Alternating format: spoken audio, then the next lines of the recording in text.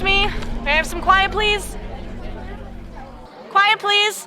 Ladies, if you'd like to see the inside of a run room and not the inside of a train car bound for home, you'll have to zip your lips. Since there's only 1 footlocker per girl in each bay, you'll be allowed to store surplus baggage here in the office until arrangements can be made to ship it home.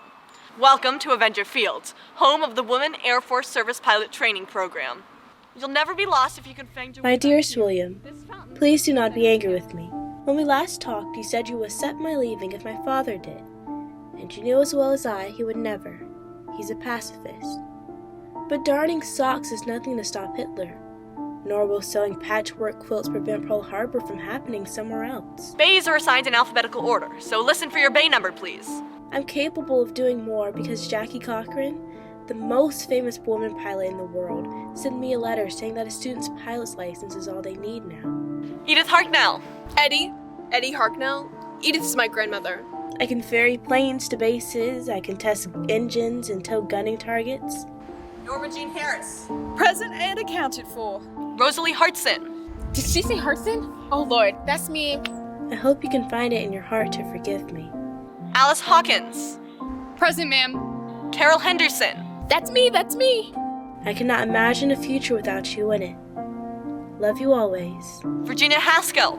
Here. All of you, Bay 17.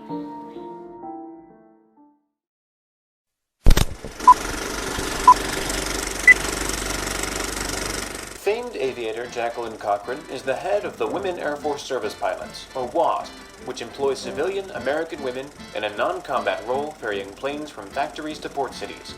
All flight training takes place at Avenger Field in Sweetwater, Texas. But life isn't always so sweet at Sweetwater. The training for female pilots is equally as rigorous as that of the male cadets. These women are already licensed pilots, but they must learn to fly America's military aircraft. Ground school is no picnic either. All in all, becoming a WASP takes strength, skill, and stamina.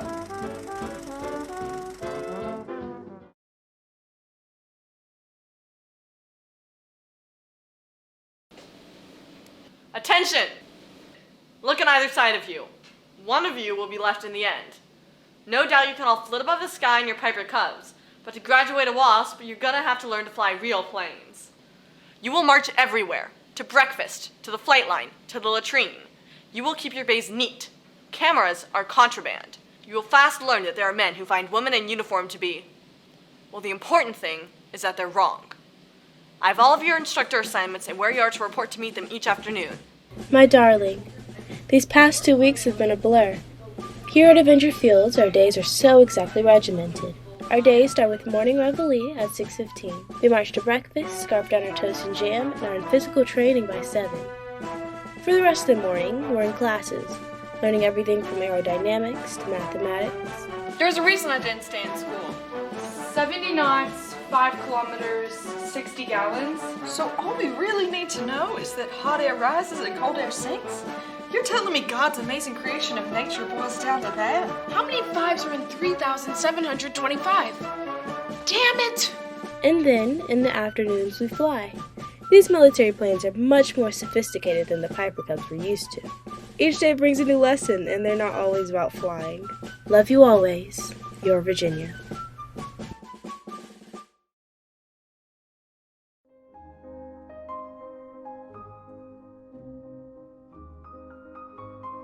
William, graduation was a lovely ceremony. We've gotten our assignments, and Carol and I are heading out to Camp Davis, North Carolina soon. I'm having trouble sleeping. I close my eyes, and I see the runway in California. I see the towering mountains right in the sunset, and I see Eddie, her eyes on the skyline, waiting for a plane.